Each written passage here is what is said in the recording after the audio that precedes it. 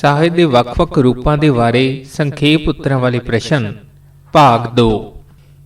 ਪ੍ਰਸ਼ਨ 24 ਲੰਮੀ ਕਹਾਣੀ ਵਿੱਚ ਵਾਰਤਾਲਾਪਾਂ ਦਾ ਕੀ ਮਹੱਤਵ ਹੈ? ਉੱਤਰ ਵਾਰਤਾਲਾਪ ਕਹਾਣੀ ਇੱਕ ਹੋਰ ਮਹੱਤਵਪੂਰਨ ਤੱਤ ਹੈ ਕਿਉਂਕਿ ਕਥਾਨਕ ਨੂੰ ਅੱਗੇ ਤੋਰਨ ਤੇ ਪਾਤਰਾਂ ਦੇ ਚਿੱਤਰਨ ਦੀ ਉਸਾਰੀ ਵਿੱਚ ਇਸ ਦਾ ਅਹਿਮ ਯੋਗਦਾਨ ਹੁੰਦਾ ਹੈ। ਵਾਰਤਾਲਾਪ ਦੇ ਰਾਹੀਂ ਹੀ ਕਹਾਣੀ ਦੇ ਵਿੱਚ ਵਿਲੱਖਣਤਾ ਅਤੇ ਸੁਭਾਵਿਕਤਾ ਜਿਹੇ ਗੁਣ ਪੈਦਾ ਹੁੰਦੇ ਹਨ ਅਤੇ ਰੋਚਕਤਾ ਅਤੇ ਰਵਾਨਗੀ ਬਣੀ ਰਹਿੰਦੀ ਹੈ। ਇਹ ਚੁਸਤ, ਤਿੱਖੇ, ਨਿੱਕੇ-ਨਿੱਕੇ ਸੁਭਾਵਕ, ਵਿਅੰਗਾਤਮਕ, ਚੋਭਾਂ ਤੇ ਚੋਟਾਂ ਭਰੀ ਅਤੇ ਪਾਤਰਾਂ ਦੇ ਪੱਧਰ ਤੇ ਸਥਿਤੀ ਦੇ ਅਨੁਕੂਲ ਹੋਣੀ ਚਾਹੀਦੀ ਹੈ। ਪ੍ਰਸ਼ਨ 25 ਲੰਮੀ ਕਹਾਣੀ ਵਿੱਚ ਵਾਤਾਵਰਣ ਚਿੱਤਰਨ ਦਾ ਕੀ ਮਹੱਤਵ ਹੈ? ਉੱਤਰ ਜੀਵਨ ਦੀ ਕੋਈ ਘਟਨਾ ਕਿਸੇ ਵਿਸ਼ੇਸ਼ ਵਾਤਾਵਰਣ ਦੇ ਵਿੱਚ ਹੀ ਵਾਪਰਦੀ ਹੈ। ਇਸ ਕਰਕੇ ਕਹਾਣੀ ਵਿੱਚ ਪੇਸ਼ ਕੀਤੀਆਂ ਗਈਆਂ ਪ੍ਰਸਥਿਤੀਆਂ ਅਤੇ ਪਾਤਰ ਇਸ ਵਾਤਾਵਰਣ ਵਿੱਚ ਵਿਚਰਦੇ ਹਨ। ਉਸ ਦਾ ਚਿੱਤਰਨ ਵੀ ਬਹੁਤ ਜ਼ਰੂਰੀ ਹੁੰਦਾ ਹੈ। ਲੰਮੀ ਕਹਾਣੀ ਵਿੱਚ ਵਾਤਾਵਰਣ ਲਈ ਵਰਣਨਾਤਮਕ ਸ਼ੈਲੀ ਦੀ ਥਾਂ ਸੰਕੇਤਕ ਸ਼ੈਲੀ ਦੀ ਵਰਤੋਂ ਹੀ ਬਥੇਰੇ ਕਾਰਗਰ ਰਹਿੰਦੀ ਹੈ। ਪਰੰਤੂ ਆਲਾ ਦੁਆਲਾ ਤੇ ਕੁਦਰਤੀ ਵਾਤਾਵਰਣ ਨਿੱਕੀਆਂ-ਨਿੱਕੀਆਂ ਬੁਰਸ਼ ਛੋਹਾਂ ਨਾਲ ਬਿਆਨ ਕੀਤਾ ਜਾ ਸਕਦਾ ਹੈ, ਜਿਸ ਨਾਲ ਕਹਾਣੀ ਵਿੱਚ ਸਜੀਵਤਾ ਤੇ ਰੋਚਕਤਾ ਪੈਦਾ ਹੁੰਦੀ ਹੈ। ਪ੍ਰਸ਼ਨ 26 ਲੰਮੀ ਕਹਾਣੀ ਦੀ ਭਾਸ਼ਾ ਸ਼ੈਲੀ ਦੇ ਕੀ ਗੁਣ ਹੁੰਦੇ ਹਨ? ਉੱਤਰ ਕਹਾਣੀ ਦਾ ਅਗਲਾ ਤੱਤ ਭਾਸ਼ਾ ਸ਼ੈਲੀ ਹੈ। ਸ਼ਬਦਾਂ ਦਾ ਸਜੀਵ, ਰੋਚਕ ਤੇ ਪ੍ਰਭਾਵਸ਼ਾਲੀ ਹੋਣਾ ਜ਼ਰੂਰੀ ਹੈ। ਇਸ ਵਿੱਚ ਲੋੜ ਅਨੁਸਾਰ ਮੁਹਾਵਰੇ, ਅਖੌਤਾਂ ਆਦਿ ਦੀ ਵਰਤੋਂ ਵੀ ਕੀਤੀ ਜਾ ਸਕਦੀ ਹੈ। ਭਾਸ਼ਾ ਜ਼ਿਆਦਾਤਰ ਟਕਸਾਲੀ ਜਾਂ ਕੇਂਦਰੀ ਪੰਜਾਬੀ ਹੀ ਵਰਤੀ ਜਾਂਦੀ ਹੈ। ਸ਼ੈਲੀ ਕਹਾਣੀਕਾਰ ਦੀਆਂ ਰੁਚੀਆਂ ਅਤੇ ਤਜਰਬੇ ਦੇ ਨਾਲ ਭਰਪੂਰ ਹੁੰਦੀ ਹੈ। ਲੋੜ ਮੁਤਾਬਕ ਬਿਰਤਾਂਤਕ ਜਾਂ ਕਥਾਤਮਕ ਸ਼ੈਲੀ ਦੀ ਵਰਤੋਂ ਹੀ ਵਧੇਰੇ ਕੀਤੀ ਜਾਂਦੀ ਹੈ। ਕਿਧਰੇ ਉਸ ਵਿੱਚ ਨਾਟਕੀ ਅੰਸ਼ ਵੀ ਸਮੋ ਜਾਂਦਾ ਹੈ। ਪ੍ਰਸ਼ਨ ਨੰਬਰ 27 ਡਾਕਟਰ ਅਨੂਪ ਸਿੰਘ ਦੇ ਮਿੰਨੀ ਕਹਾਣੀ ਬਾਰੇ ਕੀ ਵਿਚਾਰ ਹਨ? ਉੱਤਰ ਡਾਕਟਰ ਅਨੂਪ ਸਿੰਘ ਮਿੰਨੀ ਕਹਾਣੀ ਬਾਰੇ ਲਿਖਦੇ ਹਨ, ਮਨੁੱਖੀ ਜੀਵਨ ਵਿੱਚ ਕੁਝ ਗੱਲਾਂ, ਘਟਨਾਵਾਂ ਅਤੇ ਵਰਤਾਰੇ ਅਜਿਹੇ ਵਾਪਰਦੇ ਹਨ ਜੋ ਮਨੁੱਖ ਨੂੰ ਕੁਝ ਸੋਚਣ ਦੇ ਵਾਸਤੇ ਮਜਬੂਰ ਕਰਦੇ ਹਨ, ਉਸ ਨੂੰ ਟੁੰਬਦੇ ਹਨ। ਇਹ ਗੱਲਾਂ, ਘਟਨਾਵਾਂ ਅਤੇ ਵਰਤਾਰੇ ਵਾਪਰ ਤਾਂ ਬਹੁਤ ਹੀ ਥੋੜੇ ਸਮੇਂ, ਕਈ ਵਾਰ ਅੱਖ ਦੇ ਭਲਕਾਰੇ ਦੇ ਵਿੱਚ ਹੀ ਜਾਂਦੇ ਹਨ, ਪਰੰਤੂ ਸੰਵੇਦਨਸ਼ੀਲ ਤੇ ਸੂਖਮ ਭਾਵੀ ਲੋਕਾਂ ਉੱਤੇ ਇਹਨਾਂ ਦਾ ਅਸਰ ਚਿਰਸਥਾਈ ਹੁੰਦਾ ਹੈ। ਇਹਨਾਂ ਪਲਾਂ ਦੀ ਕਲਾਤਮਕ ਪੇਸ਼ਕਾਰੀ ਲਈ ਜਿਸ ਸਾਹਿਤਕ ਵਿਧਾ ਦੀ ਲੋੜ ਪਈ ਤਾਂ ਉਸ ਨੂੰ ਮਿੰਨੀ ਕਹਾਣੀ ਆਖਿਆ ਗਿਆ। ਪ੍ਰਸ਼ਨ 28 ਡਾਕਟਰ ਜੋਗਿੰਦਰ ਸਿੰਘ ਰਾਹੀ ਦਾ ਮਿੰਨੀ ਕਹਾਣੀ ਬਾਰੇ ਕੀ ਵਿਚਾਰ ਹੈ? ਜੋਗਿੰਦਰ ਸਿੰਘ ਰਾਹੀ ਦੇ ਅਨੁਸਾਰ ਮਿੰਨੀ ਕਹਾਣੀ ਆਪਣੇ ਉੱਤਮ ਰੂਪ ਵਿੱਚ ਵਡੱਪਨ ਦਾ ਸੰਖੇਪਣ ਹੈ, ਵਿਰਾਟ ਦਾ ਵਾਮਨ ਰੂਪ। ਇਸ ਦਾ ਵਡੱਪਨ ਆਕਾਰ ਵਿੱਚ ਨਹੀਂ, ਸੰਜੀਦਗੀ ਵਿੱਚ ਹੈ। ਆਕਾਰ ਵਿੱਚ ਮਿੰਨੀ ਕਹਾਣੀ ਦੀ ਬਣਤਰ ਲਤੀਫੇ ਵਰਗੀ ਹੋਵੇਗੀ, ਜਿਸ ਵਿੱਚ ਤੰਜ ਵੀ ਹੋ ਸਕਦੀ ਹੈ ਪਰ ਜ਼ਰੂਰੀ ਨਹੀਂ। ਪ੍ਰਸ਼ਨ 29 ਮਿੰਨੀ ਕਹਾਣੀ ਦੀ ਪਰਿਭਾਸ਼ਾ ਦਿਓ। ਮਿੰਨੀ ਕਹਾਣੀ ਬਹੁਤ ਹੀ ਛੋਟੇ ਆਕਾਰ ਦੀ ਗਲਪ ਰਚਨਾ ਹੁੰਦੀ ਹੈ, ਜਿਸ ਵਿੱਚ ਕਿਸੇ ਲਟਪਟ ਵਾਪਰੀ ਸੰਵੇਦਨਸ਼ੀਲ ਘਟਨਾ, ਵਰਤਾਰੇ ਦੀ ਗੱਲ, ਪਾਤਰ ਦੇ ਵਿਹਾਰ ਦੀ ਸੂਖਮ, ਰੋਚਕ ਤੇ ਭਾਵਾਂ ਨੂੰ ਟੁੰਬਣ ਵਾਲੀ ਲਿਸ਼ਕਾਰੇ ਪਾਤਰ ਬਿੰਬ ਰੂਪ ਵਿੱਚ ਪੇਸ਼ਕਾਰੀ ਹੁੰਦੀ ਹੈ। ਰਿਪੀਟ ਮਿੰਨੀ ਕਹਾਣੀ ਬਹੁਤ ਹੀ ਛੋਟੇ ਆਕਾਰ ਦੀ ਗਲਪ ਰਚਨਾ ਹੁੰਦੀ ਹੈ, ਜਿਸ ਵਿੱਚ ਕਿਸੇ ਲਟਪਟ ਵਾਪਰੀ ਸੰਵੇਦਨਸ਼ੀਲ ਘਟਨਾ, ਵਰਤਾਰੇ ਦੀ ਗੱਲ, ਪਾਤਰ ਦੇ ਵਿਹਾਰ ਦੀ ਸੂਖਮ, ਰੋਚਕ ਤੇ ਭਾਵਾਂ ਨੂੰ ਟੁੰਬਣ ਵਾਲੀ ਲਿਸ਼ਕਾਰੇ ਪਾਤਰ ਬਿੰਬ ਰੂਪੀ ਪੇਸ਼ਕਾਰੀ ਹੁੰਦੀ ਹੈ। ਪ੍ਰਸ਼ਨ 30 ਮਿੰਨੀ ਕਹਾਣੀ ਵਿੱਚ ਵਿਸ਼ੇਸ਼ਤਾਵਾਂ ਕੀ ਗੁਣ ਹੁੰਦੇ ਹਨ? ਉੱਤਰ ਸੰਖੇਪਤਾ ਅਤੇ ਸੰਜਮਤਾ ਮਿੰਨੀ ਕਹਾਣੀ ਦੇ ਵਿਸ਼ੇਸ਼ ਗੁਣ ਹਨ। ਕਹਾਣੀ ਦਾ ਢੰਗ ਸੂਖਮਤਾ ਭਰਪੂਰ ਹੈ। ਇਹ ਸਧਾਰਨ ਲੱਗਦੀ ਘਟਨਾ ਨੂੰ ਵਿਸ਼ੇਸ਼ ਅਰਥ ਪ੍ਰਦਾਨ ਕਰਦੀ ਹੈ ਅਤੇ ਮਨੁੱਖੀ ਸੋਚ ਨੂੰ ਟੁੰਬਦੀ ਹੋਈ ਬੌਧਿਕ ਕਸਵੱਟੀ ਤੇ ਪਰਖਦੀ ਹੈ। ਪ੍ਰਸ਼ਨ 31 ਮਿੰਨੀ ਕਹਾਣੀ ਵਿੱਚ ਕਿਹੜੇ-ਕਿਹੜੇ ਤੱਤ ਹੁੰਦੇ ਹਨ?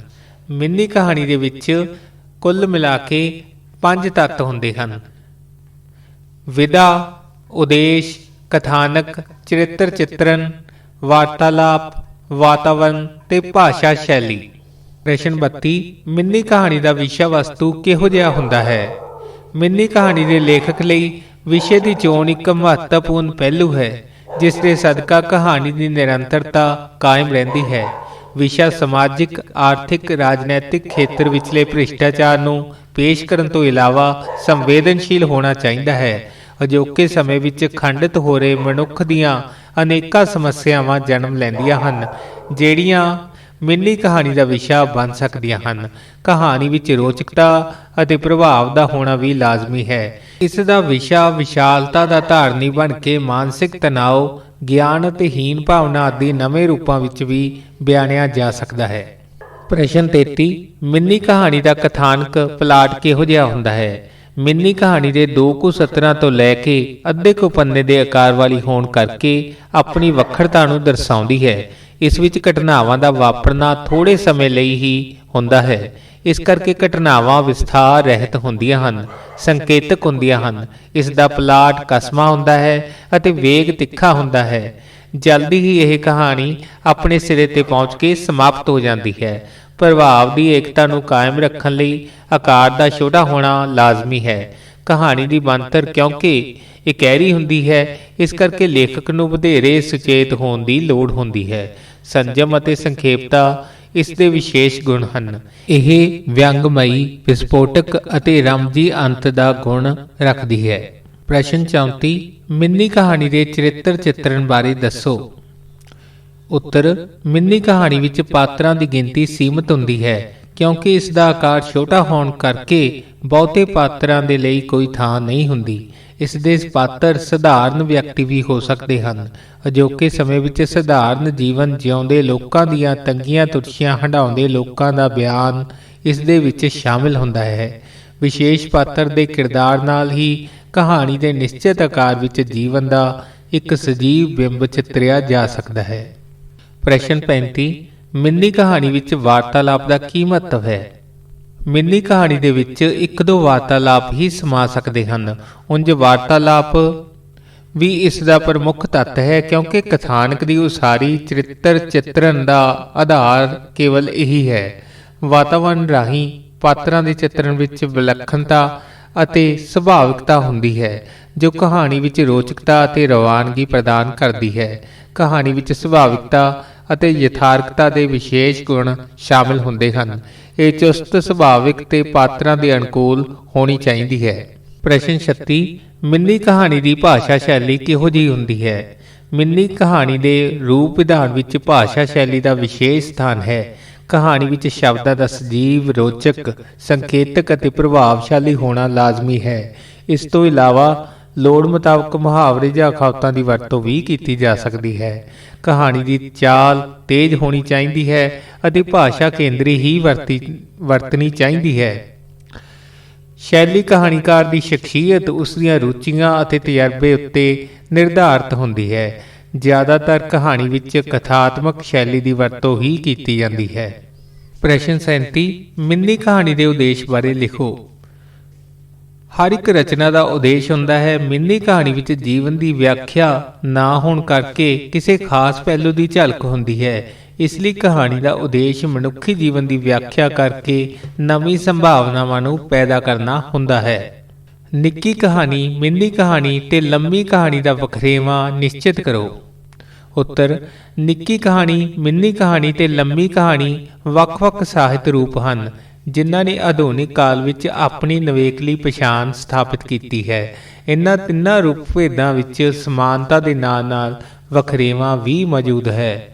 ਨਿੱਕੀ ਕਹਾਣੀ ਦੇ ਵਿੱਚ ਜੀਵਨ ਦੇ ਕਿਸੇ ਇੱਕ ਪੱਖ ਦਾ ਭਾਵੁਕ ਚਿੱਤਰਣ ਪੇਸ਼ ਕੀਤਾ ਗਿਆ ਹੁੰਦਾ ਹੈ, ਜਿਸ ਦੇ ਵੇਗ ਨਾਲ ਉਸ ਪੱਖ ਦੀ ਧੁਰ ਗਹਿਰਾਈ ਤੇ ਪਹੁੰਚਿਆ ਜਾ ਸਕਦਾ ਹੈ।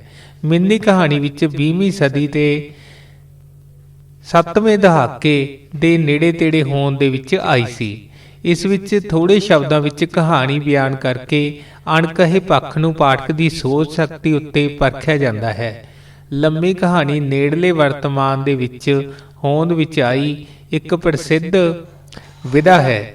ਚਾਹੇ ਲੰਮੀ ਕਹਾਣੀ ਦਾ ਪ੍ਰਯੋਜਨ ਨਿੱਕੀ ਕਹਾਣੀ ਵਰਗਾ ਹੀ ਹੁੰਦਾ ਹੈ, ਪਰ ਇਸ ਵਿਚਲੀ ਰਚਨਾ ਵਿਧੀ ਵਿੱਚ ਪਰਿਸਥਿਤੀਆਂ ਦੀ ਭਿੰਨ-ਭਿੰਨ ਪਰਤਾਂ, ਦਿਸ਼ਾਵਾਂ ਅਤੇ ਪਸਾਰਾਂ ਨੂੰ ਮੂਰਤੀਮਾਨ ਕਰਨ ਦੀ ਸਮਰੱਥਾ ਹੁੰਦੀ ਹੈ।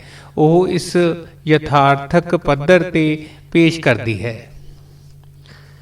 ਨਿੱਕੀ ਕਹਾਣੀ ਘੋੜ ਦੌੜ ਵਾਂਗ ਹੁੰਦੀ ਹੈ, ਜਿਸ ਦਾ ਆਦਿ ਤੇ ਅੰਤ ਵਿਸ਼ੇਸ਼ ਮਹੱਤਵ ਰੱਖਦਾ ਹੈ। ਮਿੰਨੀ ਕਹਾਣੀ ਵਡੱਪਨ ਦਾ ਸੰਖੇਪਣ ਹੈ ਤੇ ਇਕਹਿਰੇ ਪੱਖ ਦਾ ਚਿੱਤਰਣ ਹੈ। ਲੰਮੀ ਕਹਾਣੀ ਸਰਪਟ ਘੋੜ ਦੌੜ ਨਾ ਹੋ ਕੇ ਆਸੇ-ਪਾਸੇ ਵੇਖ ਕੇ ਹੌਲੀ-ਹੌਲੀ ਤੁਰਨ ਦੀ ਅਜਿਹੀ ਕਲਾ ਹੈ ਜੋ ਕਹਾਣੀ ਦੇ ਕੇਂਦਰੀ ਨੁਕਤੇ ਨੂੰ ਪ੍ਰਭਾਵਸ਼ਾਲੀ ਢੰਗ ਨਾਲ ਅਸਰਦਾਇਕ ਬਣਾਉਂਦੀ ਹੈ। ਰਿਪੀਟ, ਲੰਮੀ ਕਹਾਣੀ ਸਰਪਟ ਘੋੜ ਦੌੜ ਨਾ ਹੋ ਕੇ ਆਸੇ-ਪਾਸੇ ਵੇਖ ਕੇ ਹੌਲੀ-ਹੌਲੀ ਤੁਰਨ ਦੀ ਅਜਿਹੀ ਕਲਾ ਹੈ ਜੋ ਕਹਾਣੀ ਦੇ ਕੇਂਦਰੀ ਨੁਕਤੇ ਨੂੰ ਪ੍ਰਭਾਵਸ਼ਾਲੀ ਢੰਗ ਨਾਲ ਅਸਰਦਾਇਕ ਬਣਾਉਂਦੀ ਹੈ। ਪ੍ਰਸ਼ਨ 39, ਨਿੱਕੀ ਕਹਾਣੀ, ਲੰਮੀ ਕਹਾਣੀ ਤੇ ਮਿੰਨੀ ਕਹਾਣੀ ਵਿੱਚ ਵਿਸ਼ੇ ਕਰਕੇ ਕੀ ਵਖਰੇਵਾਂ ਹੁੰਦਾ ਹੈ? ਉੱਤਰ, ਨਿੱਕੀ ਕਹਾਣੀ ਦਾ ਵਿਸ਼ਾ ਲਗਭਗ ਕੋਈ ਵੀ ਹੋ ਸਕਦਾ ਹੈ। ਇਸ ਵਿੱਚ ਸਾਡੀ ਰੋਜ਼ਾਨਾ ਜ਼ਿੰਦਗੀ ਦੀਆਂ ਅਜਿਹੀਆਂ ਸਥਿਤੀਆਂ ਦਾ ਬਿਆਨ ਕੀਤਾ ਜਾ ਸਕਦਾ ਹੈ ਜੋ ਸਧਾਰਨ ਹੋਣ ਦੇ ਨਾਲ-ਨਾਲ ਪ੍ਰਭਾਵਸ਼ਾਲੀ ਵੀ ਹੋਣ। ਮਿੰਨੀ ਕਹਾਣੀ ਦਾ ਵਿਸ਼ਾ ਲਗਭਗ ਕੋਈ ਵੀ ਹੋ ਸਕਦਾ ਹੈ, ਪਰ ਸੰਵੇਦਨਸ਼ੀਲ ਅਤੇ ਯਥਾਰਥਕ ਹੋਣਾ ਜ਼ਰੂਰੀ ਹੈ, ਕਿਉਂਕਿ ਮਿੰਨੀ ਕਹਾਣੀ ਕੁੱਜੇ ਵਿੱਚ ਸਮੁੰਦਰ ਬੰਦ ਕਰਨ ਦੇ ਕਥਨ ਅਨੁਸਾਰ ਕੰਮ ਕਰਦੀ ਹੈ। ਲੰਮੀ ਕਹਾਣੀ ਵਿੱਚ ਵੀ ਵਿਸ਼ੇਸ਼ ਦਾ ਭੰਡਾਰ ਕਾਇਮ ਹੁੰਦਾ ਹੈ। ਇਸ ਦਾ ਸੁਭਾਅ ਜਟਿਲ ਅਤੇ ਖੁੱਲ੍ਹਾ ਹੋਣ ਕਰਕੇ ਅਜੋਕੇ ਖੰਡਿਤ ਹੋ ਚੁੱਕੇ ਮਨੁੱਖ ਦੀ ਮਨੋਸਥਿਤੀ ਨੂੰ ਪ੍ਰਤੱਖ ਰੂਪ ਦੇ ਵਿੱਚ ਜ਼ਾਹਿਰ ਕਰਦਾ ਹੈ। ਪ੍ਰਸ਼ਨ 40, ਨਿੱਕੀ ਕਹਾਣੀ, ਲੰਮੀ ਕਹਾਣੀ ਤੇ ਮਿੰਨੀ ਕਹਾਣੀ ਵਿੱਚ ਕਥਾਨਕ ਉਸਾਰੀ ਦਾ ਕੀ ਫਰਕ ਹੁੰਦਾ ਹੈ? ਨਿੱਕੀ ਕਹਾਣੀ ਦਾ ਕਥਾਨਕ ਸੰਖੇਪ ਤੇ ਸਰਲ ਹੁੰਦਾ ਹੈ। ਇਸ ਦਾ ਆਰੰਭ ਨਾਟਕੀ ਹੁੰਦਾ ਹੈ ਜੋ ਮੱਗ ਦੇ ਕਾਰਜ ਨਾਲ ਸਿਖਰ ਵੱਲ ਵੱਧ ਕੇ ਅੰਤ ਸੁਝਾਊ ਤੇ ਹੈਰਾਨੀਜਨਕ ਹੁੰਦਾ ਹੈ। ਮਿੰਨੀ ਕਹਾਣੀ ਵਿੱਚ ਘਟਨਾਵਾਂ ਦਾ ਵਾਪਰਨਾ ਥੋੜ੍ਹ ਚਿਰ ਹੀ ਹੁੰਦਾ ਹੈ, ਇਸ ਕਰਕੇ ਘਟਨਾਵਾਂ ਵਿਸਥਾਰ ਰਹਿਤ ਤੇ ਸੰਕੇਤਕ ਹੁੰਦੀਆਂ ਹਨ। ਪਲਾਟ ਕਸਮਾਂ ਤੇ ਤਿੱਖੇ ਵੇਗ ਨਾਲ ਜਲਦੀ ਹੀ ਸਿਖਰ ਤੇ ਪਹੁੰਚ ਕੇ ਸਮਾਪਤ ਹੋ ਜਾਂਦਾ ਹੈ। ਸੰਜਮ ਅਤੇ ਸੰਖੇਪਤਾ ਇਸ ਦੇ ਗੁਣ ਹਨ। ਲੰਮੀ ਕਹਾਣੀ ਵਿੱਚ ਜੀਵਨ ਦੇ ਬਹੁ ਪਸਾਰਾਂ ਦੀ ਬਜਾਏ ਮਨੁੱਖੀ ਵਿਹਾਰ ਅਤੇ ਕਾਰਜ ਦੀਆਂ ਪਰਤਾਂ ਵੀ ਉਘੜ ਕੇ ਸਾਡੇ ਸਨਮੁਖ ਪੇਸ਼ ਹੁੰਦੀਆਂ ਹਨ। ਕਥਾ ਵਿੱਚ ਘਟਨਾਕ੍ਰਮ ਨੂੰ ਤੋੜ ਕੇ ਦੂਜਾ ਬਿਰਤਾਂਤ ਜੋੜ ਲਿਆ ਜਾਂਦਾ ਹੈ, ਜਿਸ ਸਦਕਾ ਕਹਾਣੀ ਦੇ ਮੁੱਖ ਨੁਕਤਿਆਂ ਨੂੰ ਗਹਿਰਾਈ ਪ੍ਰਾਪਤ ਹੁੰਦੀ ਹੈ। ਪ੍ਰਸ਼ਨ 41, ਨਿੱਕੀ ਕਹਾਣੀ, ਲੰਮੀ ਕਹਾਣੀ ਤੇ ਮਿੰਨੀ ਕਹਾਣੀ ਦੇ ਵਿੱਚ ਚਰਿੱਤਰ ਚਿੱਤਰਨ ਦਾ ਕੀ ਫਰਕ ਹੈ? ਨਿੱਕੀ ਕਹਾਣੀ ਵਿੱਚ ਪਾਤਰਾਂ ਦੀ ਗਿਣਤੀ ਘੱਟ ਹੁੰਦੀ ਹੈ। ਵਿਸ਼ੇਸ਼ ਪਾਤਰਾਂ ਦੇ ਰਾਹੀਂ ਹੀ ਜੀਵਨ ਦਾ ਸਜੀਵ ਚਿੱਤਰ ਪੇਸ਼ ਕੀਤਾ ਜਾਂਦਾ ਹੈ। ਮਿੰਨੀ ਕਹਾਣੀ ਦੇ ਪਾਤਰ ਬਹੁਤ ਹੀ ਸੀਮਤ ਹੁੰਦੇ ਹਨ। ਵਿਸ਼ੇਸ਼ ਪਾਤਰ ਦੇ ਕਿਰਦਾਰ ਨਾਲ ਕਹਾਣੀ ਨਿਸ਼ਚਿਤ ਆਕਾਰ ਵਿੱਚ ਜੀਵਨ ਦਾ ਜਿਉਂਦਾ ਜਾਗਦਾ ਬਿੰਬ ਪੇਸ਼ ਕਰਦੀ ਹੈ। ਲੰਮੀ ਕਹਾਣੀ ਵਿੱਚ ਪਾਤਰਾਂ ਦੀ ਗਿਣਤੀ 4-5 ਜਾਂ ਵਧੇਰੇ ਵੀ ਹੋ ਸਕਦੀ ਹੈ। ਇਹ ਪਾਤਰ ਮਨੁੱਖੀ ਸੁਭਾਅ ਦੀ ਜਟਿਲਤਾ ਨੂੰ ਉਪਜਾਉਣ ਵਾਲੇ ਸਮਾਜਿਕ ਵਰਤਾਰੇ ਨੂੰ ਪੇਸ਼ ਕਰਦੇ ਹਨ, ਜਿਸ ਕਰਕੇ ਕਹਾਣੀ ਵਿੱਚ ਯਥਾਰਥਤਾ ਪੈਦਾ ਹੁੰਦੀ ਹੈ। ਪ੍ਰਸ਼ਨ 42, ਨਿੱਕੀ ਕਹਾਣੀ, ਲੰਮੀ ਕਹਾਣੀ ਤੇ ਮਿੰਨੀ ਕਹਾਣੀ ਵਿੱਚ ਵਾਰਤਾਲਾਪਾਂ ਦੀ ਵਰਤੋਂ ਕਿਸ ਤਰ੍ਹਾਂ ਕੀਤੀ ਜਾਂਦੀ ਹੈ? ਉੱਤਰ, ਨਿੱਕੀ ਕਹਾਣੀ ਵਿਚਲੀ ਵਾਰਤਾਲਾਪ ਚੁਸਤ, ਸੁਭਾਵਿਕ ਅਤੇ ਪਾਤਰਾਂ ਦੇ ਅਨੁਕੂਲ ਉਹਨਾਂ ਦੇ ਗੁਣਾਂ ਔਗੁਣਾਂ, ਸ਼ਖਸੀਅਤ ਅਤੇ ਯੋਗਤਾਵਾਂ ਦੇ ਮੁਤਾਬਕ ਹੁੰਦੀ ਹੈ। ਲੰਮੇ ਵਾਰਤਾਲਾਪ ਤੋਂ ਗੁਰੇਜ਼ ਕੀਤਾ ਜਾਂਦਾ ਹੈ। ਮਿੰਨੀ ਕਹਾਣੀ ਵਿੱਚ ਸੰਜਮ ਭਰਪੂਰ ਸ਼ਬਦਾਵਲੀ, ਵਾਰਤਾਲਾਪ, ਮੁਹਾਵਰੇ, ਅਖਾਣਾ ਅਤੇ ਚੁਸਤ ਤੇਜ਼ ਸ਼ੈਲੀ ਦੀ ਵਰਤੋਂ ਲਾਜ਼ਮੀ ਹੈ। ਲੰਮੀ ਕਹਾਣੀ ਦੀ ਵਾਰਤਾਲਾਪ ਵਿੱਚ ਰੋਚਕਤਾ ਦਾ ਧਿਆਨ ਰੱਖਿਆ ਜਾਂਦਾ ਹੈ। ਇਹ ਚੁਸਤ, ਰੋਚਕ ਅਤੇ ਪਾਤਰਾਂ ਦੇ ਅਨੁਕੂਲ ਹੁੰਦੀ ਹੈ। ਪ੍ਰਸ਼ਨ 43, ਨਿੱਕੀ ਕਹਾਣੀ, ਲੰਮੀ ਕਹਾਣੀ ਤੇ ਮਿੰਨੀ ਕਹਾਣੀ ਵਿੱਚ ਵਾਤਾਵਰਣ ਚਿੱਤਰਨ ਦਾ ਕੀ ਫਰਕ ਹੁੰਦਾ ਹੈ? ਨਿੱਕੀ ਕਹਾਣੀ ਵਿੱਚ ਵਾਤਾਵਰਣ ਕਿਸੇ ਵਿਸ਼ੇਸ਼ ਘਟਨਾ ਨੂੰ ਸਮੁੱਚੇ ਵਾਤਾਵਰਣ ਦੇ ਚਿੱਤਰਨ ਰਾਹੀਂ ਯਥਾਰਥਕ ਅਤੇ ਸੁਭਾਵਿਕ ਰੂਪ ਪੇਸ਼ ਕਰਦਾ ਹੈ। ਮਿੰਨੀ ਕਹਾਣੀ ਦਾ ਵਾਤਾਵਰਣ ਸੰਕੇਤਕ ਤੇ ਇਸ਼ਾਰੇ ਮਾਤਰ ਦੇ ਨਾਲ ਹੀ ਹੁੰਦਾ ਹੈ, ਕਿਉਂਕਿ ਇਸ ਵਿੱਚ ਜੀਵਨ ਦੇ ਪਸਾਰ ਦੀ ਵਿਆਖਿਆ ਦੀ ਸੰਭਾਵਨਾ ਬਹੁਤ ਘੱਟ ਹੁੰਦੀ ਹੈ। ਲੰਮੀ ਕਹਾਣੀ ਦਾ ਵਾਤਾਵਰਣ ਵਿਸ਼ੇਸ਼ ਘਟਨਾਵਾਂ ਨਾਲ ਜੁੜਿਆ ਹੋਣ ਕਰਕੇ ਆਪਣੀ ਸੁਭਾਵਿਕਤਾ ਅਤੇ ਯਥਾਰਥਕਤਾ ਦਾ ਪ੍ਰਭਾਵ ਪਾਉਂਦਾ ਹੈ।